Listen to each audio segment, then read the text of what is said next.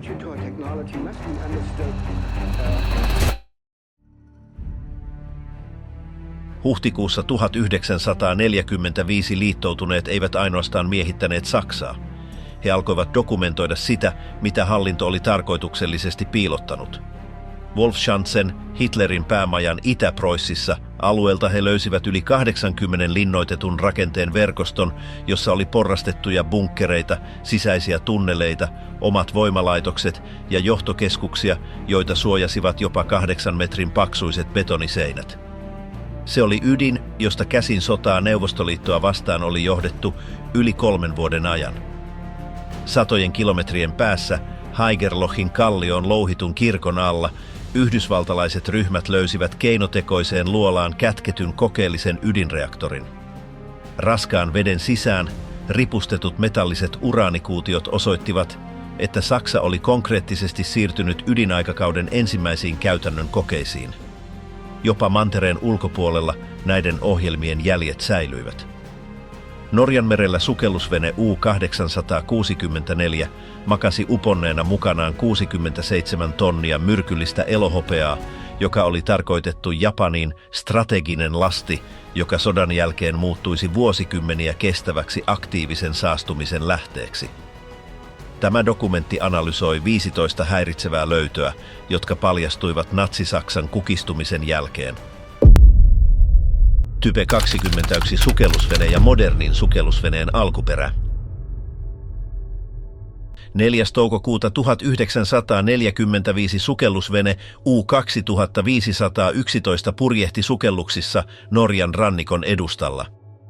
Se oli yksi Kriegsmarinen edistyneimmistä Type 21 veneistä. Sen komentaja Adalbert Schnee havaitsi ryhmän brittiläisiä risteilijöitä pysyessään veden alla. Hän toteutti täydellisen lähestymisen, asetti sukellusveneensä ihanteelliseen hyökkäysasemaan ilman, että häntä havaittiin, ja kun torpedot olisi voitu laukaista lähes varman osumatodennäköisyyden vallitessa, hän vetäytyi. Tunteja myöhemmin hän sai antautumiskäskyn. Saksa oli antautunut.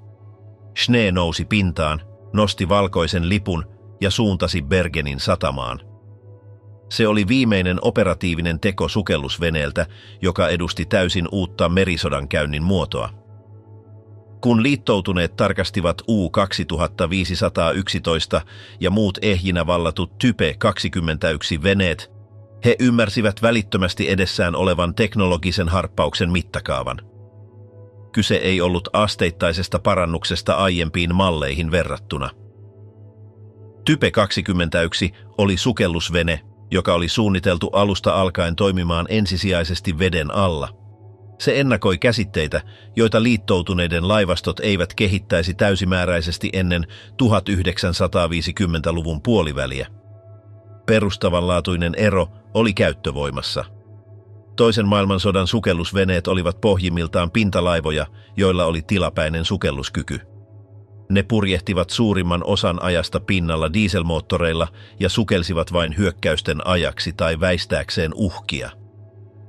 Veden alla ne olivat riippuvaisia heikkotehoisista sähkömoottoreista ja rajallisista akuista, mikä rajoitti niiden toimintamatkan muutamaan tuntiin.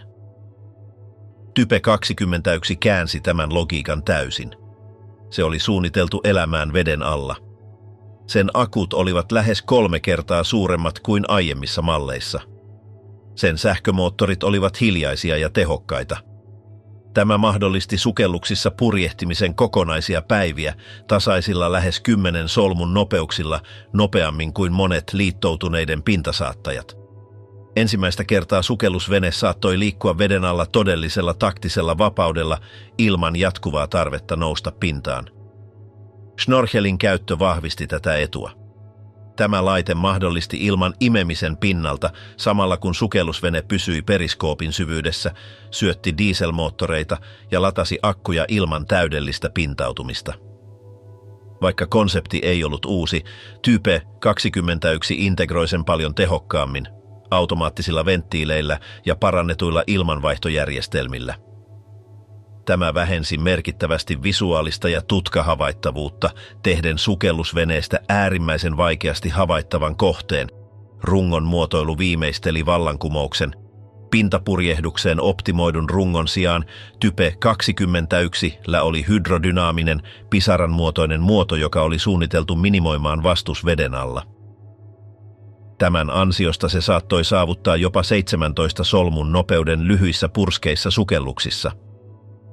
Lisäksi se oli suunniteltu toimimaan huomattavasti tavanomaista suuremmissa syvyyksissä. Se saattoi sukeltaa yli 250 metrin syvyyteen liittoutuneiden monien syvyyspommien tehokkaan kantaman ulkopuolelle, jotka oli säädetty matalampiin räjähdyssyvyyksiin. Aseistus heijasti myös tätä uutta lähestymistapaa. Type 29 oli 6 keulaan sijoitettua torpedoputkea ja hydraulinen latausjärjestelmä, joka mahdollisti täydellisen torpedosarjan laukaisemisen ja uudelleen lataamisen alle 20 minuutissa. Aiemmissa sukellusveneissä tämä prosessi saattoi kestää yli tunnin ja vaati miehistöltä huomattavaa fyysistä ponnistelua. Mukanaan 23 torpedoa Type 21 saattoi suorittaa useita hyökkäyksiä ilman paluuta tukikohtaan. Tulenjohtojärjestelmä oli yhtä lailla edistyksellinen. Se käytti sähkömekaanisia tietokoneita, jotka laskivat automaattisesti ampumaratkaisut ottaen huomioon kohteen nopeuden, kurssin ja etäisyyden sekä sukellusveneen omat liikkeet. Tämä vähensi komentajan henkistä kuormitusta ja lisäsi tarkkuutta. Passiivinen kaikuluotain oli erittäin herkkä ja kykeni havaitsemaan aluksia 10 kilometrien etäisyydeltä suotuisissa olosuhteissa, mahdollistaen kokonaisten saattueiden seuraamisen ilman periskoopin käyttöä. Liittoutuneiden laivastoinsinööreille toinen erityisen huomion arvoinen seikka oli rakennusmenetelmä. Type 21 oli ensimmäinen sukellusvene, joka tuotettiin laajamittaisella modulaarisella valmistuksella. Sen sijaan, että se olisi rakennettu yhtenäisesti yhdessä telakassa, se valmistettiin itsenäisinä osina tehtaissa eri puolilla Saksaa. Nämä osat kuljetettiin rautateitse ja kanavia pitkin lopullisiin kokoonpanotelakoihin, joissa ne hitsattiin yhteen muutamassa viikossa. Tavoitteena oli nopeuttaa tuotantoa ja vähentää alttiutta pommituksille. Tämä menetelmä mahdollisti teoreettisen rakennusajan lyhentämisen alle 3 kuukauteen. Nopeudella oli kuitenkin hintansa. Monissa yksiköissä ilmeni hitsausvikoja, sähköongelmia ja kohdistusvirheitä. Tähän lisättiin vaikeus kouluttaa miehistöjä täysin uusiin järjestelmiin sodan lähestyessä loppuaan. Vuosina 1944–1945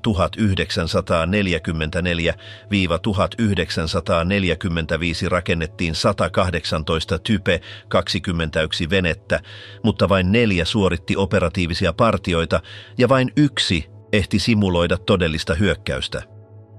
Silti liittoutuneiden sodan jälkeiset tekniset raportit olivat yksiselitteisiä.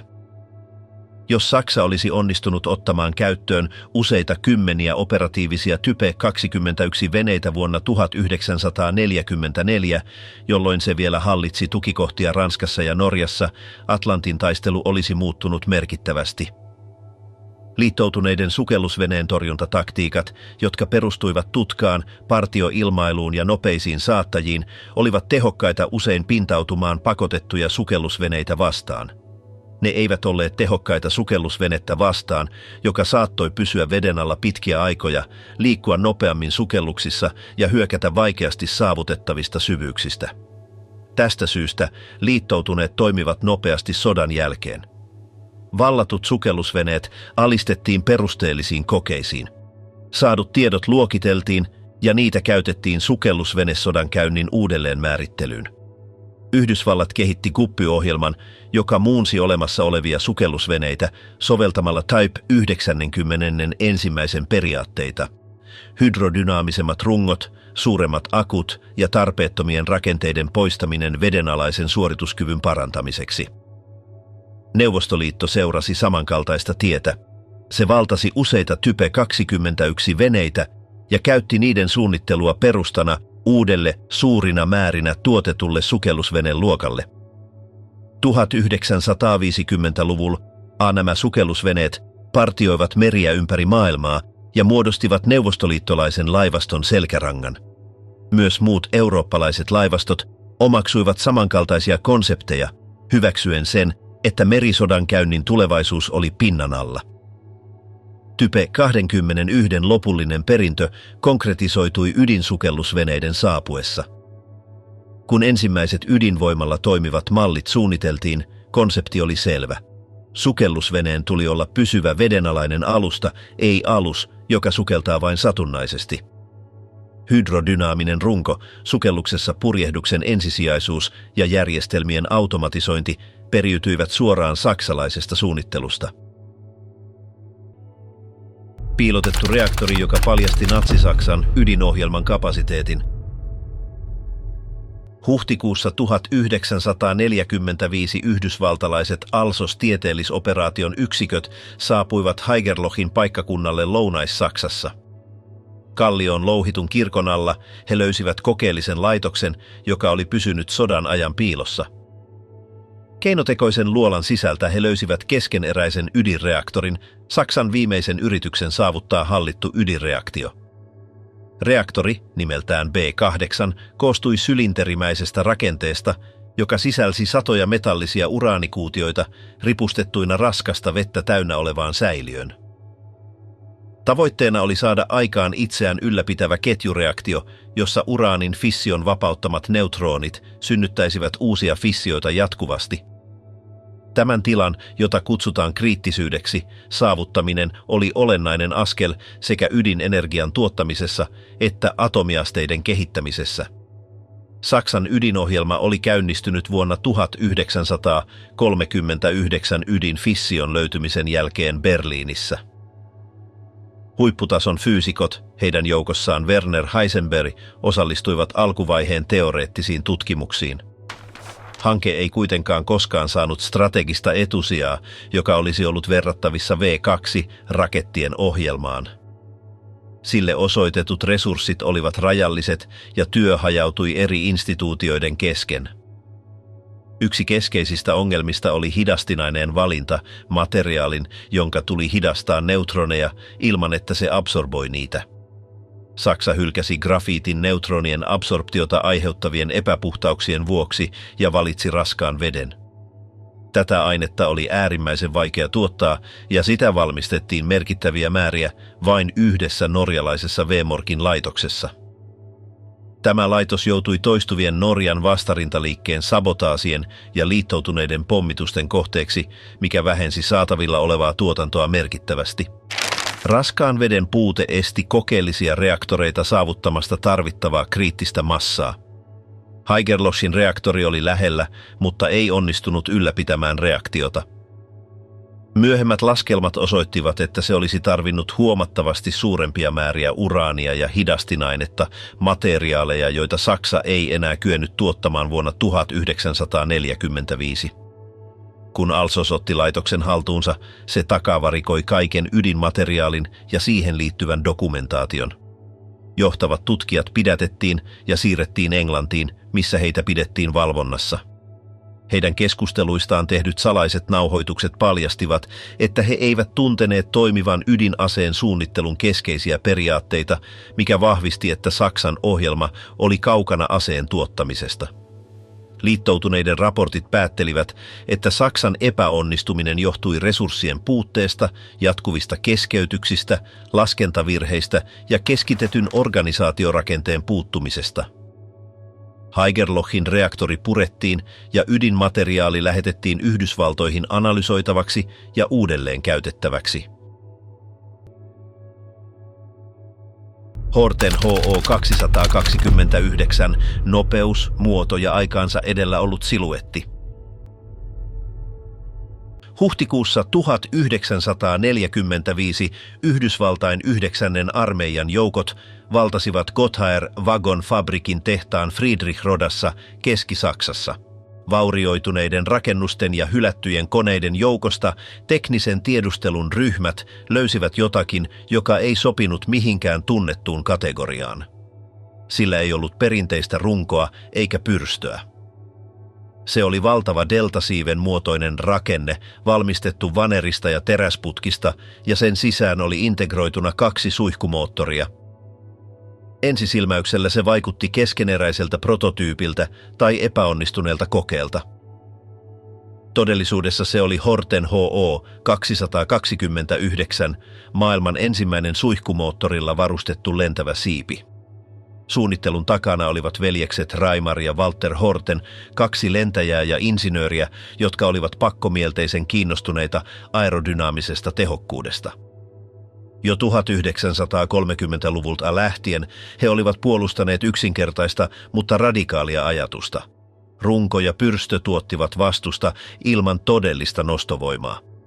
Jos koko lentokone olisi siipi, vastus vähenisi ja suorituskyky paranisi. Vuosien ajan he testasivat teoriansa purjelentokoneilla, hioen muotoja ja ohjausratkaisuja. Vuonna 1943 tämä pakkomielle kohtasi yhä epätoivoisemman saksalaisen strategisen tarpeen. Luftwaffe etsi lentokonetta, joka kykenisi tunkeutumaan liittoutuneiden puolustusten läpi nopeudella ja toimintamatkalla. Hermann Göring oli esittänyt konkreettisen vaatimuksen: 1000 kilometriä tunnissa nopeutta, 1000 kilometriä toimintamatkaa ja 1000 kilogrammaa kuormaa. Se oli suora vastaus liittoutuneiden pommituksiin Saksaa vastaan.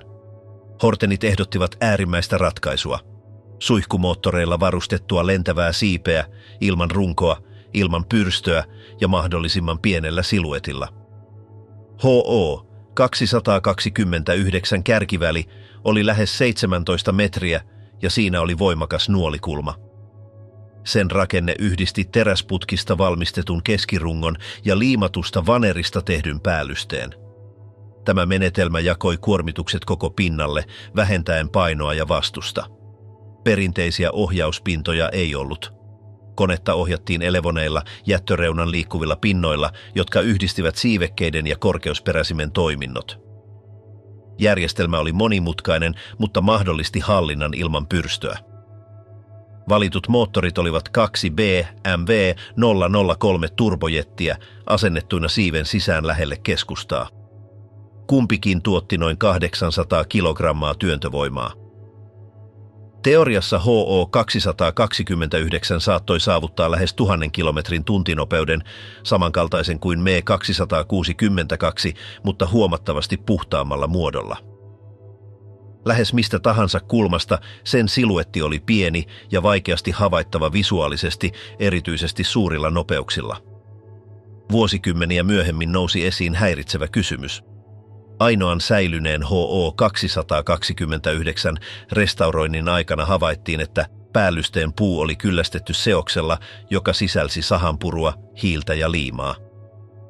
Myöhemmät analyysit osoittivat, että hiilellä oli tutka-aaltoja absorboivia ominaisuuksia. Tämä herätti väistämättömän epäilyn: olivatko Hortenit yrittäneet vähentää tutkahavaittavuutta jo ennen kuin häiveilmailun käsite oli muodollisesti olemassa? Reimar Hortenia kuulusteltiin tästä useita kertoja hänen viimeisinä vuosinaan. Hänen vastauksensa eivät koskaan olleet selkeitä. Toisinaan hän väitti seoksen palvelleen vain puukerrosten liimaamista. Toisinaan hän myönsi, että he olivat intuitiivisesti pohtineet tutkahavaintoa. Vuonna 1944 liittoutuneiden tutkat toimivat aallonpituuksilla, joilla koneen muoto oli yhtä tärkeä kuin materiaali. Lentävä siipi, ilman suuria pystypintoja, heijasti vähemmän energiaa kuin tavanomainen lentokone.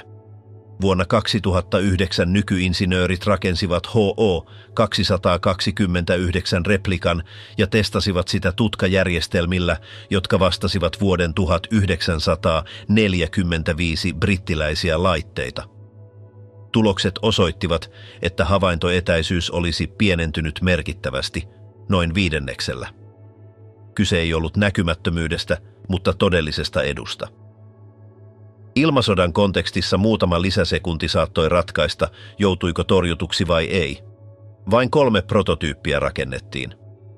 Ensimmäinen oli moottoriton purjekone, jota käytettiin vakauden ja hallittavuuden testaamiseen. Toinen oli ensimmäinen suihkumoottorilla varustettu malli ja lensi vuoden 1945 alussa. Lentoraporttien mukaan se oli nopea ja vakaa, mutta vaati tarkkaa ohjausta. 3. lennollaan yksi moottoreista petti. Lentäjä yritti palata yhdellä suihkumoottorilla, menetti hallinnan lähestymisessä ja kuoli onnettomuudessa. 3. prototyyppi oli keskeneräinen, kun yhdysvaltalaiset saapuivat. Se purettiin huolellisesti, pakattiin ja lähetettiin Yhdysvaltoihin yhdessä piirustusten ja dokumentaation kanssa. Vuosikymmenten ajan se pysyi varastoituna, lähes unohdettuna, kunnes sen restaurointi päätettiin aloittaa. Prosessi oli hidas ja monimutkainen. Monet osat olivat vaurioituneita tai niitä ei ollut koskaan asennettu. Konservaattorit työskentelivät valokuvien, alkuperäisten piirustusten ja talteen otettujen jäänteiden pohjalta palauttaakseen sen suunnitellun ulkoasun. Ajan myötä HO-229 alkoi herättää kiinnostusta historian ulkopuolella. Nykyaikaisten ilmailuyritysten insinöörit tutkivat sitä käsitteellisenä edeltäjänä. Yhtäläisyydet nykyisiin häivepommikoneisiin olivat ilmeisiä: lentävä siipi, integroidut moottorit, pystypintojen puuttuminen ja puhdas siluetti. Erot olivat kuitenkin yhtä selvät. HO-229 ei suunniteltu edistyneillä tutkalaskelmilla eikä nykyaikaisilla komposiittimateriaaleilla. Sen häiveominaisuudet olivat suurelta osin epäsuora seuraus aerodynaamisen tehokkuuden tavoittelusta. Silti keskeinen ajatus osoittautui profeetalliseksi. 1940-luvulla muutkin insinöörit olivat tutkineet lentäviä siipiä, mutta vakausongelmat olivat vaikeita ratkaista ilman kehittyneitä elektronisia järjestelmiä. Vuosikymmeniä myöhemmin tietokoneohjattu lennonhallinta mahdollisti näiden rajoitusten voittamisen.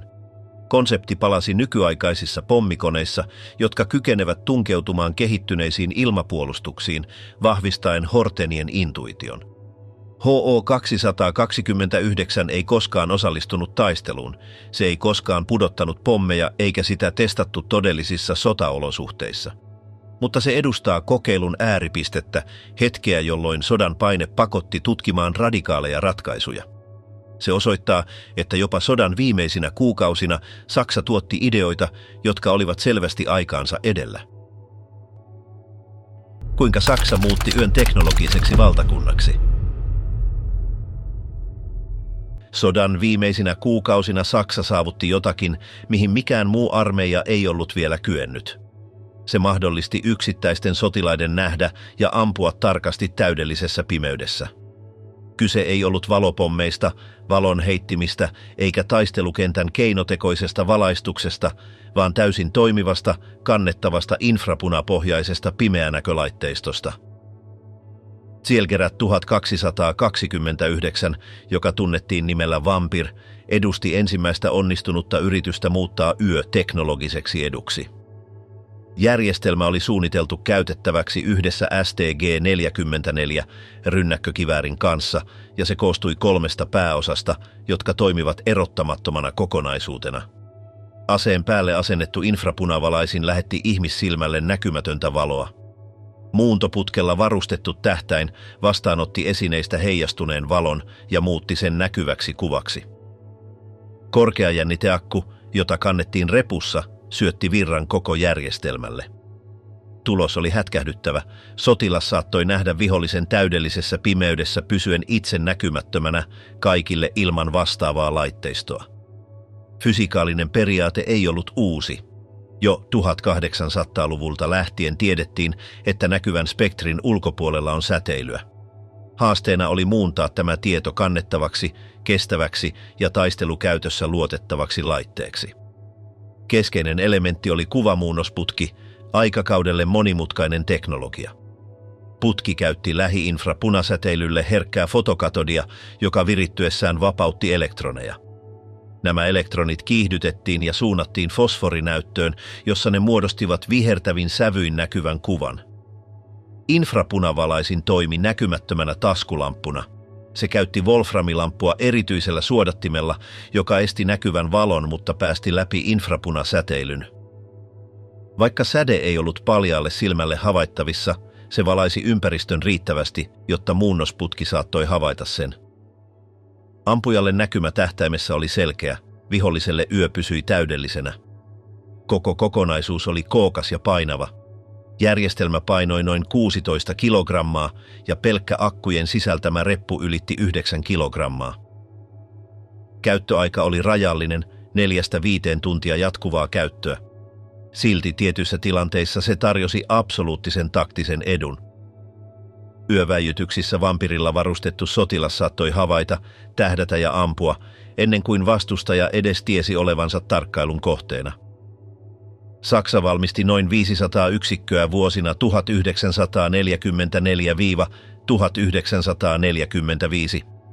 Kyse ei ollut massakäytöstä, vaan valikoivasta sijoittamisesta. Asiakirjojen mukaan ne annettiin eliittiyksiköille pääasiassa itärintamalla ja Reinin puolustuksessa.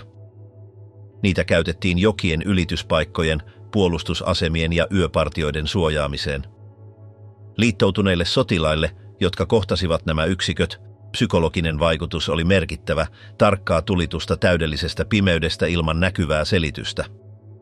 Järjestelmällä oli kuitenkin selviä rajoituksia. Kuva heikkeni nopeasti etäisyyden ja ympäristöolosuhteiden myötä. Yli noin 150 metrin etäisyydellä selkeys väheni huomattavasti. Lisäksi infrapunavalaisimessa oli kriittinen heikkous. Se oli näkymätön vain sille, jolla ei ollut vastaavaa järjestelmää. Jos vihollisella oli myös infrapunanäkökyky, säde paljasti ampujan sijainnin välittömästi. Tämä teki vampirista epäsymmetrisen edun, voimakkaan vain niin kauan kuin vastustajalta puuttui vastaava teknologia. Liittoutuneet ottivat haltuunsa useita ehjiä järjestelmiä ja analysoivat ne välittömästi. Teknisten raporttien mukaan konsepti oli tehokas, mutta logistiset ongelmat olivat merkittäviä. Paino, elektronisten komponenttien hauraus ja riippuvuus akuista tekivät laajamittaisesta käyttöönotosta epärealistista vuoden 1945 teknologialla. Silti viesti oli selvä, yötaistelu oli siirtynyt uuteen vaiheeseen. Yhdysvallat kehitti jo samankaltaista järjestelmää, M1 Sniper-scopea, jota käytettiin rajoitetusti Tyynellä merellä. Sodan jälkeen sekä Yhdysvallat että Neuvostoliitto investoivat voimakkaasti pimeänäkölaitteisiin. Seuraavat sukupolvet paransivat herkkyyttä, käyttöaikaa ja kannettavuutta, mutta perusperiaate pysyi samana, tehdä näkymättömästä näkyvää elektroniikan avulla. Vampire ei muuttanut sodan kulkua, mutta se avasi lopullisesti yön teknologiseksi toimintaympäristöksi. V2-raketti ja sotilaallisen avaruusajan alku. 8. syyskuuta 1944 kello 18.43 Chiswickin rauhallisen asuinalueen Lontoon länsipuolella asukkaat kuulivat rajuräjähdyksen, joka näytti syntyvän tyhjästä. Hälytyssireenit eivät soineet. Kaupungin yllä ei näkynyt lentokoneita. Staveley Roadille ilmestyi äkkiä lähes 10 metrin levyinen kraatteri, joka surmasi 3 ihmistä välittömästi. 16 sekuntia myöhemmin toinen räjähdys ravisteli Eppingiä pääkaupungin koillispuolella. Britannian viranomaiset selittivät molemmat tapaukset kaasuräjähdyksiksi, se ei pitänyt paikkaansa. Tuona iltapäivänä alkoi toisen maailmansodan kehittyneimmän aseen operatiivinen käyttö. Saksalaisen A4 ballistisen raketin, joka tunnettiin nimellä V2. Toisin kuin tavanomaisia pommituksia, V2 ei voinut nähdä, kuulla eikä torjua. Ennakkovaroitusta ei ollut, isku saapui ennen ääntä. Siviiliväestölle hyökkäys oli käsittämätön, lähes yliluonnollinen. Liittoutuneiden johdolle merkitys oli välitön ja hälyttävä. Saksa oli ylittänyt täysin uuden teknologisen kynnyksen. Ensimmäistä kertaa ase saattoi poistua ilmakehästä, palata takaisin yliäänin opeudella ja tuhota kohteen ilman puolustusmahdollisuutta. Kun yhdysvaltalaiset ja brittiläiset joukot etenivät Saksan sisäosiin keväällä 1945, heidän ensisijaisena tavoitteenaan ei ollut ainoastaan alueiden miehittäminen. Käynnissä oli toinenkin kilpajuoksu. Erikoistuneet teknisen tiedustelun ryhmät, kuten brittiläinen T-Force-operaatio ja yhdysvaltalaiset teollisuuskohteiden yhteiskomiteat, kuljettivat mukanaan tarkkoja luetteloita laitoksista, asiakirjoista ja tutkijoista, jotka oli turvattava ennen kuin ne joutuisivat neuvostoliittolaisten käsiin. Näiden listojen kärjessä oli yksi nimi, V2. Raketti oli 14 metriä korkea ja painoi laukaisuhetkellä lähes 13 tonnia. Se käytti nestemäistä polttoainemoottoria, jota syötettiin etanolin ja nestemäisen hapen seoksella, äärimmäisen epävakaalla mutta erittäin voimakkaalla yhdistelmällä. 65 sekunnin ajan moottori tuotti 25 tonnin työntövoiman, joka kiihdytti ammuksen yli 5700 kilometrin tuntinopeuteen. Se saavutti lähes 90 kilometrin korkeuden hipaisten avaruutta ennen kuin aloitti ballistisen putoamisen kohti kohdettaan. Mikään vuonna 1944 olemassa ollut puolustus ei kyennyt torjumaan sitä. Syyskuun 1944 ja maaliskuun 1945 välillä Saksa laukaisi yli 3000 V2-rakettia. Noin 1400 osui Englantiin, enimmäkseen Lontooseen. 2754 ihmistä kuoli ja yli 6500 loukkaantui vakavasti. Toiset 1600 putosi Antwerpeniin, liittoutuneiden tärkeimpään huoltosatamaan Belgiassa, aiheuttaen yli 7000 uhria siviilien ja sotilaiden keskuudessa. Viimeinen V2 iskeytyi Britannian alueelle 27. maaliskuuta 1945 surmaten Ivy Millichamp-nimisen naisen. Hän oli viimeinen uhri aseelle, jota oli mahdoton pysäyttää. Kun liittoutuneet saapuivat Peenemündeen, Itämeren rannikon koetuskeskukseen sekä Hartsin vuoriston maanalaisiin tehtaisiin, he löysivät jotakin vielä huolestuttavampaa kuin tekninen kehittyneisyys. V2-ohjelma ei ollut kokeellinen. Se oli täysin teollistettu. Siellä oli kokoonpanolinjoja, yksityiskohtaisia käsikirjoja, liikkuvia laukaisujärjestelmiä ja monimutkainen logistiikka, johon kuului erikoisjunia, hydraulisia alustoja ja yksiköitä, jotka kykenivät käsittelemään nestemäistä happea kenttäolosuhteissa. Saksa oli onnistunut tuottamaan ballistisia raketteja sarjatuotantona jatkuvien pommitusten alla. Yksi seikka, joka teki liittoutuneiden teknikoihin erityisen vaikutuksen, oli ohjausjärjestelmä. V2 käytti gyroskooppeja asennon ylläpitämiseen ja kiihtyvyysanturia, joka mittasi nousun aikana kertynyttä nopeutta. Kun järjestelmä laski, että ennakoitu kantama oli saavutettu, se sammutti moottorin automaattisesti. Se ei ollut riippuvainen radiosta eikä ulkoisesta ohjauksesta, mikä teki siitä häiriöille immuunin. Vuonna 1945 yhdelläkään muulla maalla ei ollut vastaavaa teknologiaa. Yhdysvaltojen kehittyneimmät raketit saavuttivat vain vaatimattomia korkeuksia ja niitä käytettiin ainoastaan tieteellisiin kokeisiin. Teknologian haltuunotto muuttui kiireelliseksi operaatioksi. Huhtikuussa 1945 majuri Robert Staver koordinoi saksalaisen ohjelman keskeisten komponenttien, piirustusten ja henkilöstön järjestelmällisen evakuoinnin. V2 tekninen johtaja Wernher von Braun oli paennut etelään tiiminsä kanssa ja tonnien dokumentaation kera, jonka he hautasivat hylättyyn kaivokseen. 2. toukokuuta hän antautui tarkoituksellisesti yhdysvaltalaisille joukoille vakuuttuneena siitä, että hänen tulevaisuutensa olisi parempi heidän hallinnassaan. Yhdysvaltojen vastaus oli välitön. Ennen kuin alue siirtyi neuvostoliittolaisten hallintaan, maanalaisista laitoksista saatiin talteen yli 100 kokonaista tai osiin purettua rakettia. Komponentit kuljetettiin Antwerpeniin, lastattiin kuljetusaluksiin ja siirrettiin Yhdysvaltoihin. Samanaikaisesti 127 saksalaista tiedemiestä ja insinööriä vietiin ensin Teksasiin ja myöhemmin New Mexicoon, missä he jatkoivat työtään sotilaallisessa valvonnassa. Ensimmäinen yhdysvaltalainen V2-laukaisu tapahtui 16. huhtikuuta 1946. Raketti poikkesi radaltaan ja syöksyi maahan, mutta jokainen koe tuotti ratkaisevaa dataa. Pian räjähteiden tilalle alettiin asentaa tieteellisiä instrumentteja tutkimaan yläilmakehää, kosmista säteilyä ja lämpörakennetta korkeuksissa, joita ei ollut koskaan aiemmin saavutettu. Muutamassa vuodessa nämä kokeet mullistivat ymmärryksen maapallon ympäristöstä ja loivat perustan avaruustutkimukselle. Vuoteen 1952 mennessä yli 60 laukaisua oli tuottanut perustavanlaatuista tietoa meteorologiaan ja fysiikkaan. Vielä ratkaisevampi oli teknologinen vaikutus. Ensimmäinen operatiivinen yhdysvaltalainen ballistinen ohjus pohjautui suoraan V2. Raketti, joka asetti maan ensimmäisen satelliitin kiertoradalle, ja valtava kantoraketti, joka vei ihmisiä kuuhun, polveutuivat samasta Peenemündessä alkaneesta teknisestä linjasta. Neuvostoliittolaiset, vaikka saapuivat myöhemmin, hyödynsivät myös perintöä.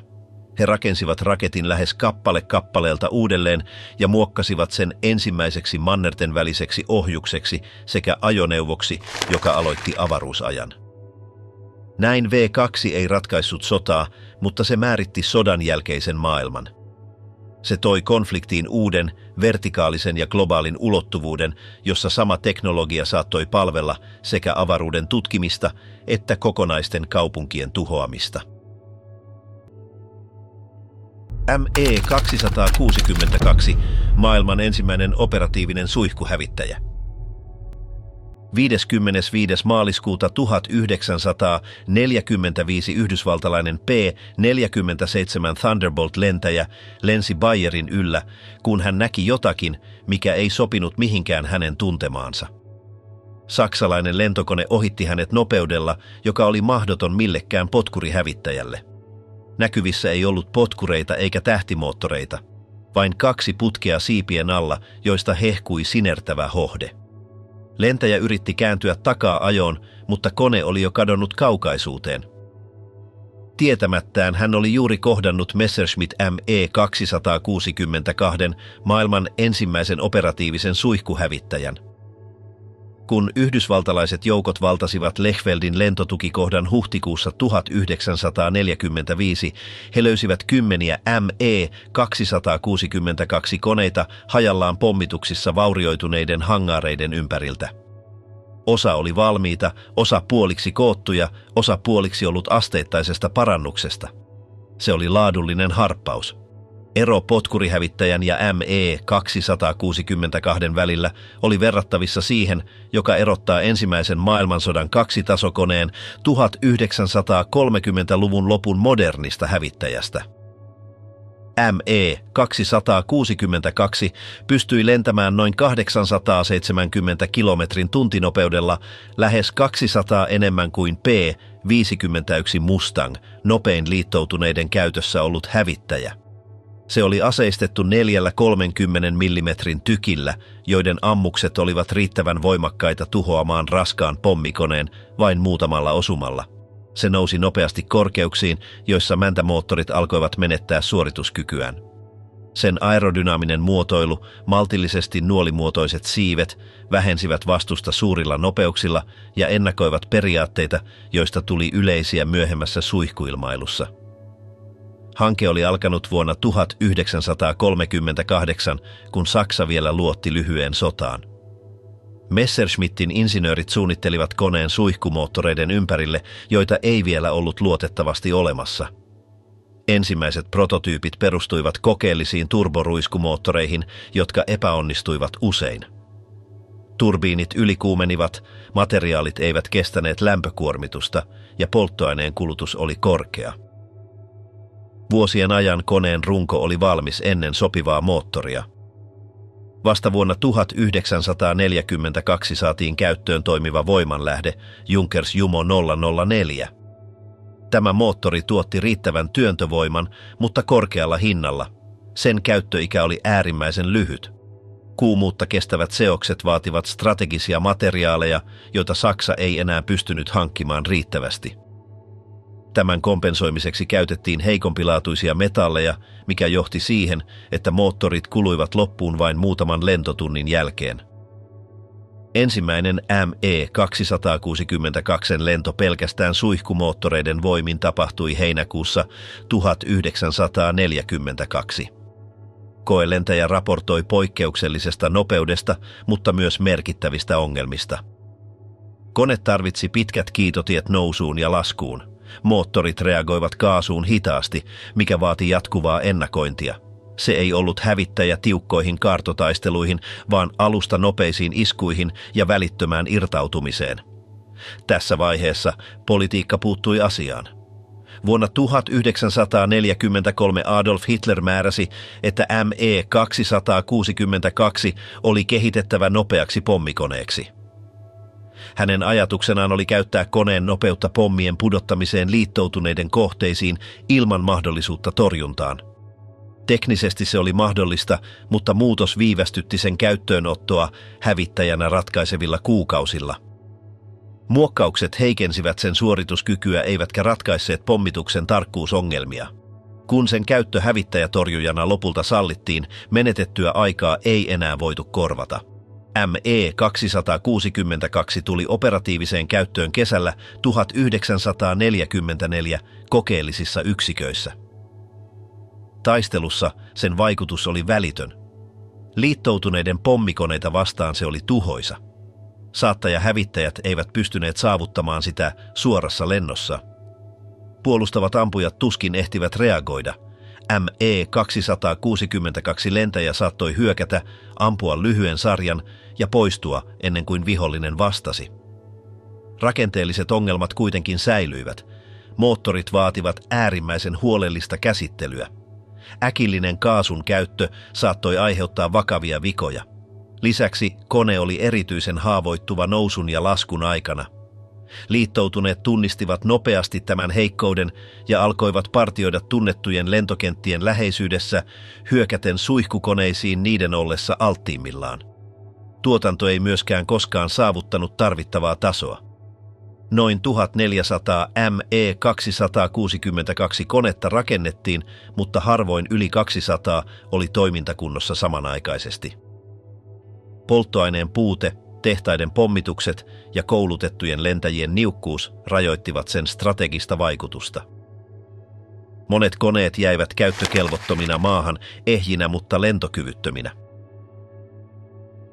Kaikesta huolimatta ME-262 onnistui tuhoamaan satoja liittoutuneiden lentokoneita. Sen psykologinen vaikutus oli valtava. Se osoitti, että potkuriaikakausi oli saavuttanut rajansa. Kun liittoutuneet saivat haltuunsa ehjiä yksilöitä, ne alettiin kiireesti tutkia. Moottorit purettiin, suunnitelmat analysoitiin ja opit sovellettiin välittömästi omiin ohjelmiin. Tästä tutkimuksesta syntyivät sodan jälkeiset ensimmäiset suihkuhävittäjät. Yhdysvallat kehitti lentokoneita periaatteiden pohjalta, jotka ME-262 oli jo todistanut toimiviksi. Neuvostoliitto teki samoin yhdistäen vallattua teknologiaa omiin kehityshankkeisiinsa. Muutamassa vuodessa maailman taivaat täyttyivät lentokoneista, jotka eivät enää olleet riippuvaisia potkureista. ME-262 ei muuttanut sodan lopputulosta. Se saapui liian myöhään, liian vähäisessä määrässä ja romahtaneen teollisen järjestelmän puitteissa. Mutta se muutti pysyvästi ilmataistelun tulevaisuuden. Vuodesta 1944 lähtien oli selvää, että nopeus, korkeus ja suihkumoottoripropulsio määrittelisivät sotilasilmailun tulevina vuosikymmeninä. Kuinka Sturmgewehr 44 muutti jalkaväen taistelun? Ennen vuotta 1943 rynnäkkökiväärin käsitettä ei ollut olemassa. Maailman asevoimat varustivat jalkaväkensä kahdella selkeästi erillisellä asetyypillä. Yhtäältä pitkän kantaman pulttilukkoisilla kivääreillä, tarkkoilla ja tehokkailla, jotka oli suunniteltu ampumaan yli 800 metrin etäisyyksille. Toisaalta kompakteilla konepistooleilla, jotka käyttivät pistoolin patruunaa, erittäin tehokkaita lyhyillä etäisyyksillä, mutta hyödyttömiä yli 100 metrin päässä. Näiden ääripäiden välillä oli taktinen tyhjiö. Suurin osa todellisista jalkaväkitaisteluista käytiin 300 metrin sisällä etäisyydellä, jolla kiväärit olivat hitaita ja konepistoolit riittämättömiä. Sturmgewehr 44 suunniteltiin täyttämään juuri tämä väli, ja tehdessään niin se muutti pysyvästi modernin jalkaväen taistelutavan. Kun Puna-armeija saapui Berliiniin toukokuussa 1945, neuvostosotilaat löysivät jotakin odottamatonta hylätyistä arsenaaleista ja varastoista. Siellä oli tuhansia tuntemattoman tyyppisiä aseita, erilaisia kuin tavanomaiset Mauser-kiväärit. Ne olivat lyhyempiä ja kompaktimpia, niissä oli suuri kaareva lipas ja integroitu tulivalitsin. Nämä aseet ampuivat automaattisia sarjoja tai yksittäisiä laukauksia tarpeen mukaan. Ne painoivat ladattuina hieman yli 5 kiloa ja käyttivät välikaliiperin patruunaa, joka ei muistuttanut sen enempää pistoolin kuin perinteisten kiväärien ammusta. Se oli Sturmgewehr 44 eli STG-44. Aseen kehitys alkoi vuonna 1942 harhaanjohtavalla nimellä. Maschinenkarabiner 42, konekarbiini, nimi ei ollut sattumaa. Adolf Hitler oli nimenomaisesti kieltänyt uusien jalkaväkiaseiden kehittämisen vakuuttuneena siitä, että Saksan tuli keskittyä massatuottamaan jo tuntemaansa kalustoa. Itärintamalta saapui kuitenkin yhä huolestuttavampia raportteja. Saksalaiset joukot kohtasivat neuvostosotilaita, jotka oli aseistettu PPSH-41 konepistooleilla, jotka kaupunki-, juoksuhauta- ja metsätaisteluissa tarjosivat ylivoimaisen tulivoiman. Saksalaiset sotilaat, aseistettuina 5 laukauksen pulttilukkoisilla kivääreillä, jäivät selvästi alakynteen lähietäisyyden yhteenotoissa. Ratkaisu ei ollut pelkästään tulinopeuden lisääminen. Todellinen ongelma oli patruuna. Mauserin vakioammus oli liian tehokas hallittuun automaattitulitukseen. Se tuotti voimakkaan rekyylin, joka teki tarkkuuden säilyttämisestä sarjatulessa mahdotonta. Siksi Hugo Schmeisserin johtamat insinöörit kehittivät täysin uuden patruunan, 7,92 x 33 mm, tunnettu nimellä Kurz, lyhyt. Tämä patruuna oli vähemmän tehokas kuin vakioriflepatruuna, mutta paljon tehokkaampi kuin mikään pistoolin ammus.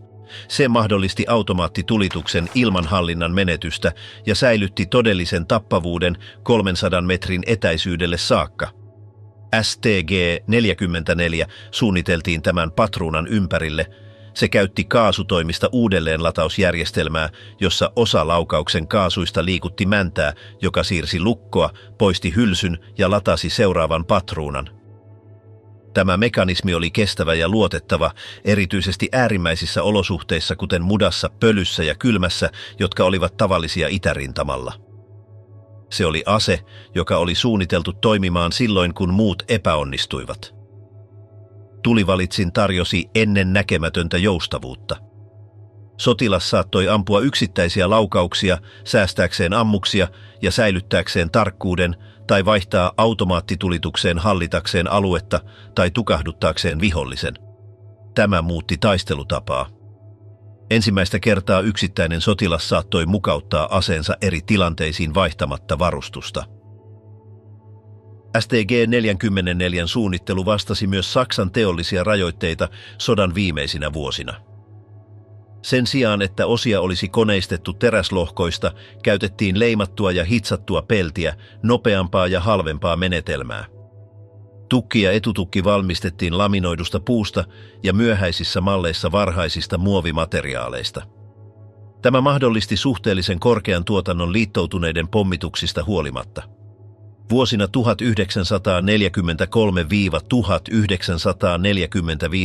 valmistettiin yli 400 000 yksikköä. Kun Hitler sai tietää hankkeesta, hän reagoi raivokkaasti ja määräsi sen pysäytettäväksi. Rintamaraportit olivat kuitenkin niin myönteisiä, että ylin johto vaati jatkamista. Lopulta hän salli tuotannon symbolisella, mutta ratkaisevalla ehdolla, nimen muuttamisella. Ase sai nimekseen Sturmgewehr, rynnäkkökivääri. Termi, joka luotiin propagandaa varten, määrittelisi lopulta kokonaisen aseluokan loppuvuosisadaksi. Taistelussa STG-44 osoitti arvonsa välittömästi. Sillä varustetut yksiköt saattoivat kohdata lukumääräisesti ylivoimaisia joukkoja paremmilla selviytymismahdollisuuksilla. Lyhyet ja hallitut sarjat mahdollistivat etenemisen tulen alla, taktiikan, joka myöhemmin vakiintui nimellä tuli ja liike. Kaupunki- ja metsäympäristöissä ase tarjosi ratkaisevan edun. Wehrmacht alkoi varustaa hyökkäysyksiköitä, erityisesti STG-44 kivääreillä hyökkäysoperaatioita varten. Sen strateginen vaikutus jäi kuitenkin rajalliseksi. Tuotanto ei koskaan saavuttanut tasoa, joka olisi mahdollistanut koko saksalaisen jalkaväen uudelleen aseistamisen.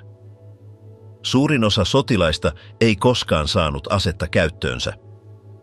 Lisäksi erityinen ammus kävi sodan viimeisinä kuukausina niukaksi, jättäen osan kivääreistä käyttökelvottomiksi. STG-44 saapui liian myöhään muuttaakseen konfliktin lopputulosta. Sodan jälkeen sen vaikutus oli välitön. Neuvostoliittolaiset valtasivat tehtaita, piirustuksia ja suuria määriä STG-44-kiväärejä. Vaikka AK-47 ei ollut suora kopio, se omaksui saman keskeisen konseptin, välikaliiperin patruunan, valikoivan tulen ja suuren kapasiteetin lippaan. Lännessä Yhdysvallat hyväksyi idean hitaammin, mutta kehitti lopulta aseita saman periaatteen pohjalta. Ajan myötä lähes kaikki maailman armeijat ottivat käyttöön rynnäkkökiväärit. Nykyään STG-44 säilytetään sotamuseoissa ympäri maailmaa. Joitakin yksilöitä on jopa ilmestynyt uudelleen moderneissa konflikteissa yhä toimintakykyisinä vuosikymmenten jälkeen. Se ei ollut kolmannen valtakunnan edistynein eikä näyttävin ase, mutta se oli todennäköisesti vaikutusvaltaisin. Se määritteli uudelleen jalkaväen taistelun ja asetti standardin, joka on edelleen voimassa. Se osoitti, että ratkaiseva innovaatio ei aina tarkoita äärimmäistä teknologiaa, vaan sen ymmärtämistä, miten todellisuudessa taistellaan, ja oikean aseen suunnittelemista siihen ympäristöön.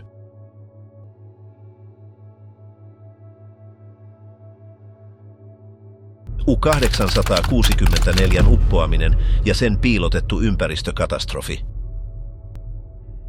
Helmikuussa 1945 Norjan länsirannikon edustalla tapahtui ainutlaatuinen yhteenotto merisodan historiassa. Brittiläinen sukellusvene havaitsi ja upotti saksalaisen sukellusveneen molempien kulkiessa täysin sukelluksissa. Saksalainen alus oli U-864 ja sen tuhoutumisella olisi seurauksia, jotka ulottuisivat vuosikymmenten päähän. U-864 oli suorittamassa erityistä strategista kuljetustehtävää Japaniin. Saksa ja Japani, liittolaisia mutta maantieteellisesti erillään, olivat riippuvaisia pitkän kantaman sukellusveneistä vaihtaakseen kriittisiä materiaaleja ja edistynyttä teknologiaa. U-864 kuljetti teknisiä piirustuksia, teollisia komponentteja, erikoistunutta henkilöstöä sekä erityisen vaarallista lastia. Noin 67 tonnia metallista elohopeaa teräskonteissa varastoituna. Elohopea oli keskeinen strateginen materiaali. Sitä käytettiin tarkkuussytyttimissä, teollisissa kemiallisissa prosesseissa ja tietyissä sotilaallisissa sovelluksissa. Japanilla ei ollut riittävää pääsyä tähän materiaaliin liittoutuneiden merisaaron vuoksi, mikä teki sukellusvenekuljetuksesta ainoan toteuttamiskelpoisen vaihtoehdon. 9. helmikuuta 1945 brittiläinen sukellusvene HMS Venturer havaitsi akustisesti U-864. Monimutkaisen pelkästään ääneen perustuvan laskelman jälkeen se laukaisi torpedosalvon. Yksi osui kohteeseen, katkaisi U-864 kahtia ja upotti sen noin 150 metrin syvyyteen. Se oli ainoa dokumentoitu taistelu, jossa sukellusvene upotti toisen molempien ollessa täysin sukelluksissa. Vuosikymmenten ajan hylky pysyi merenpohjassa ilman erityistä huomiota. Vuonna 2003 norjalaiset meritutkimukset havaitsivat elohopeasaastetta lähialueen sedimenteissä. Myöhemmät tutkimukset paikansivat U-864 jäänteet ja vahvistivat, että elohopeasäiliöt olivat syöpyneet, vapauttaen metallia meriympäristöön. Elohopea on erittäin myrkyllistä ja kertyy ravintoketjuun. Alueen kaloissa ja merieliöissä havaittiin kohonneita pitoisuuksia, mikä aiheutti merkittävän terveys- ja ympäristöriskin. Norjan viranomaiset arvioivat useita vaihtoehtoja, mukaan lukien lastin talteenoton tai hylyn kapseloinnin. Suora talteenotto hylättiin korkean teknisen riskin vuoksi. Jäänteet olivat hajonneet ja mikä tahansa käsittely olisi voinut vapauttaa lisää elohopeaa.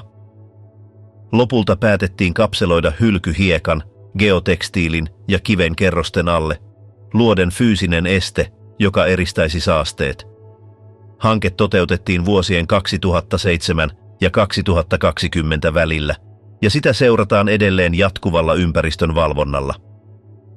U-864 tapaus toi esiin sodan vähän käsitellyn perinnön. Tuhansia hylkyjä, ammuksia ja myrkyllisiä lasteja, jotka on jätetty mereen ja jotka aiheuttavat riskejä vielä vuosikymmeniä myöhemmin. Sukellusveneellä ei ollut suoraa sotilaallista vaikutusta taistelussa, mutta sen uppoaminen johti yhteen toisen maailmansodan monimutkaisimmista ympäristönhallintaoperaatioista. Die Glocke ja natsien asemyytteihin liittyvien tarinoiden alkuperä. Toisin kuin aiemmat hankkeet, Die Glocke ei perustu vahvistettuun sotilaalliseen dokumentaatioon eikä todennettavissa oleviin fyysisiin löydöksiin. Kyse on kertomuksesta, joka ilmestyi vuosikymmeniä sodan jälkeen ja jota on toistettu ja laajennettu spekulatiivisluonteisissa julkaisuissa. Sen käsittely edellyttää tarkkaa erottelua väitteiden ja todellisten todisteiden välillä. Die Glocken tarina esiintyy pääasiassa kirjassa, jonka puolalainen toimittaja Igor Witkowski julkaisi vuonna 2000. Tekijä väittää saaneensa käyttöönsä sodan jälkeisten kuulustelujen pöytäkirjoja, jotka koskivat SS-upseeria ja joissa kuvailtiin kokeellista, kellonmuotoista laitetta, jonka väitettiin kehitetyn salaisissa laitoksissa Slisiassa. Tämän kertomuksen mukaan laite oli useita metrejä korkea, sisälsi pyöriviä sylintereitä ja käytti ainetta nimeltä Xerum 525. Sille on attribuoitu vaikutuksia kuten voimakas säteily, biologiset vauriot ja poikkeukselliset fysikaaliset ominaisuudet. Alkuperäisiä asiakirjoja, piirustuksia, valokuvia tai materiaalisia jäänteitä, jotka tukisivat näitä väitteitä, ei ole esitetty. Yksikään liittoutuneiden arkisto, mukaan lukien tieteellisen tiedustelun operaatiot kuten ALSOS, ei mainitse tällaista hanketta. Saksalaisista vallatuista arkistoista ei löydy asiaankuuluvia merkintöjä, eikä ole todennettavissa olevia aikalaislausuntoja asiaan liittyneiltä tiedemiehiltä tai insinööreiltä. Myöskään sodan jälkeen ei ole löydetty fyysistä todistusaineistoa. Jotkut teoriat yhdistävät Die Glocken Slisiassa sijaitseviin betonirakenteisiin, erityisesti pyöreään rakennelmaan, joka tunnetaan kansanomaisesti nimellä The Henge.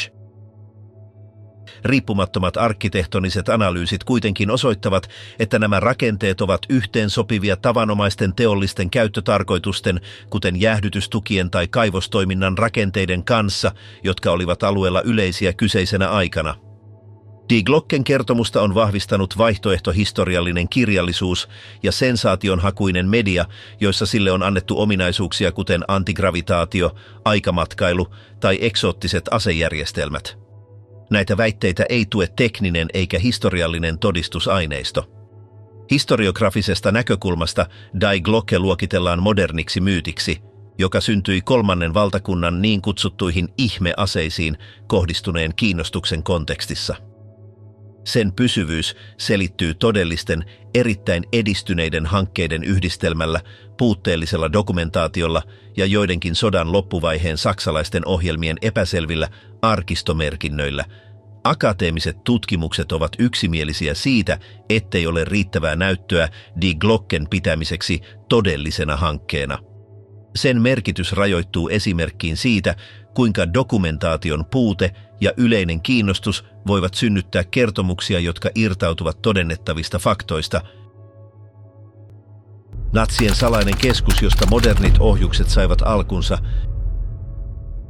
17. toukokuuta 1945, vain 9 päivää Saksan antautumisen jälkeen, brittiläinen tekninen ryhmä saapui Peenemündeen, Usedomin saarelle, Saksan koillisimpaan osaan.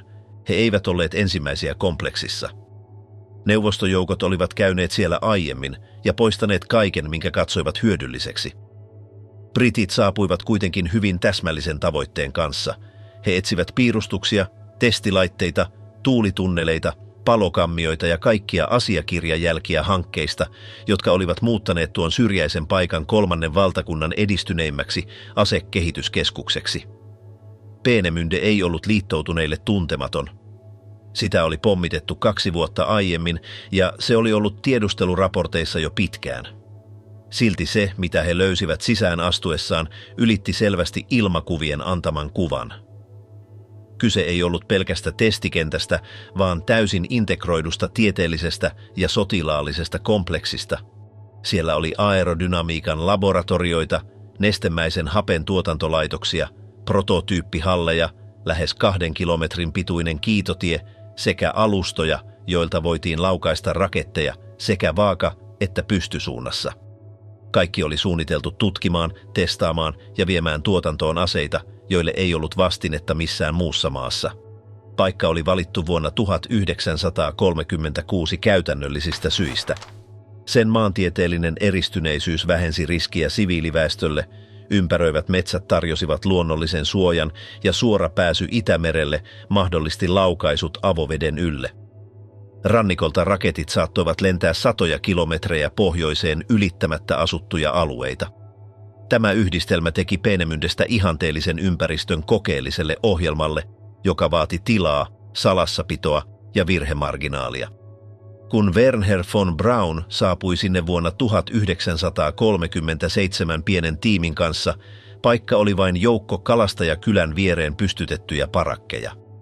Kasvu oli nopeaa. Vuoteen 1943 mennessä kompleksissa työskenteli yli 12 000 ihmistä insinööreinä, teknikkoina, sotilashenkilöstönä ja pakkotyöläisinä rakennustehtävissä. Alue jaettiin 2 pääsektoriin. Peenemünde Ost keskittyi A4-raketin tulevan V2N-kehitykseen. Peenemünde West puolestaan keskittyi V1E:n yksinkertaisempaan lentopommiin, jota käytti pulssimoottori. Molemmat hankkeet etenivät rinnakkain, jakaen infrastruktuuria ja kilpaillen resursseista, mutta ne perustuivat hyvin erilaisiin teknisiin filosofioihin. Yksi kompleksin vaikuttavimmista elementeistä oli sen yliäänituulitunneli. Vuonna 1940 se oli maailman edistynein. Se kykeni simuloimaan yli 4-kertaisia äänennopeuksia, jäljitellen olosuhteita, joita raketti kokisi läpäistessään ilmakehän suurella nopeudella. Siellä testattiin taistelukärkien muotoja, ohjauspintoja ja aerodynaamisia kokoonpanoja, joita mikään muu maa ei pystynyt tutkimaan. Kun liittoutuneiden teknikot tarkastivat sen vuonna 1945, he totesivat sen kapasiteetin ylittävän minkä tahansa vastaavan laitoksen Yhdysvalloissa tai Isossa Britanniassa. Moottorikokeet suoritettiin kompleksin pohjoispäässä koepenkissä, jotka oli rakennettu valtavista betonimassoista. Näihin rakenteisiin asennettiin kokonaisia moottoreita ja ne käynnistettiin täydellä teholla samalla kun anturit rekisteröivät työntövoiman, lämpötilan ja värähtelyt. Myöhemmissä brittiläisissä raporteissa korostettiin, että nämä penkit pystyivät käsittelemään moottoreita, joiden työntövoima oli huomattavasti suurempi kuin mitä liittoutuneet tuolloin kehittivät. Peenemünde ei ainoastaan testannut ideoita, vaan lähes käyttövalmiita järjestelmiä. Osittaisten kokeiden lisäksi paikka toimi täydellisten laukaisujen näyttämönä. Vuosien 1942 ja 1945 välillä yli 300 A4-rakettia laukaistiin Itämereen. Ensimmäiset yritykset päättyivät näyttäviin räjähdyksiin tai epävakaisiin ratoihin. 3. lokakuuta 1942 saavutettiin ensimmäinen täysin onnistunut lento. Raketti saavutti yli 80 kilometrin korkeuden ja kulki lähes 200 kilometriä ennen kuin putosi mereen. Se oli ensimmäinen kerta, kun ihmisen rakentama esine saavutti avaruuden rajaseudun. Insinööreille se oli historiallinen virstanpylväs. Sotilasjohdolle se oli vahvistus siitä, että teknologia voitiin muuntaa aseeksi. Liittoutuneiden tiedustelu seurasi tarkasti alueen toimintaa. Vuodesta 1943 alkaen Puolan vastarintaliikkeen raportit ja ilmatiedustelutehtävät olivat viitanneet laukaisuihin ja epätavalliseen toimintaan. Kesäkuussa samana vuonna otettu valokuva osoitti selvästi pystyasentoon asetetun raketin laukaisualustalla. Tämä kuva poisti kaikki epäilyt. Saksa kehitti radikaalisti uutta asetta, joka kykeni iskemään ilman ennakkovaroitusta ja ilman torjuntamahdollisuutta. Vastaus oli ilmapommitus, joka tunnetaan nimellä Operaatio Hydra ja joka toteutettiin yönä 17–18 elokuuta 1943. Sadat brittiläiset pommikoneet hyökkäsivät kompleksiin useissa aalloissa pudottaen tuhansia tonneja pommeja. Kohteina eivät olleet vain tekniset laitokset, vaan myös tiedemiesten ja insinöörien asunnot. Logiikka oli yksinkertainen. Osaamista oli vaikeampi korvata kuin rakennuksia. Hyökkäys aiheutti yli 700 kuolonuhria, mukaan lukien A4 moottorikehityksen päävastuuhenkilön, ja aiheutti merkittävän keskeytyksen tuotantoon. Pommitus ei kuitenkaan tuhonnut ohjelmaa. Piirustukset, laskelmat ja keskeiset laitteet evakuoitiin muihin paikkoihin, monet niistä maanalaisiin tiloihin. Peenemünde jatkoi toimintaansa testikeskuksena, vaikka se menetti keskeisen roolinsa valmistuksessa. Kun britit kulkivat raunioiden läpi vuonna 1945, he löysivät vaurioituneita laboratorioita, mutta myös paljastavia asiakirjoja. Siellä oli tutkimuksia monivaiheraketeista ja teoreettisia suunnitelmia, jotka kykenisivät saavuttamaan kiertoradan. Toisessa rakennuksessa oli piirustuksia mannerten välisestä ohjuksesta, jonka oli tarkoitus ylittää Atlantti. Se ei koskaan edennyt kokeellista vaihetta pidemmälle, mutta osoitti, kuinka pitkälle ohjelman tekniset tavoitteet ulottuivat. He tarkastivat myös V1:lle omistetut tilat. Toisin kuin V2, V1 oli yksinkertaisempi ja halvempi ase. Se lensi vakionopeudella ennalta ohjelmoitua reittiä ja putosi, kun sen ohjausjärjestelmä kului loppuun. Sen tarkkuus oli rajallinen, mutta sitä voitiin tuottaa suuria määriä. Tämä kontrasti selitti Saksan strategian. Yhdistelmämäärää ja edistynyttä teknologiaa kompensoimaan teollista alivoimaa liittoutuneisiin nähden. Sodan jälkeen Peenemündestä tuli kiistanalainen tiedonlähde. Neuvostoliitto siirsi tuhansia saksalaisia teknikkoja alueelleen rakentaakseen kokonaisia ohjelmia uudelleen. Yhdysvallat, vaikka saapui paikalle myöhemmin, sai haltuunsa keskeiset tiedemiehet ja muualla talteen otetun ratkaisevan dokumentaation. Peenemündessä vuosina 1937–1945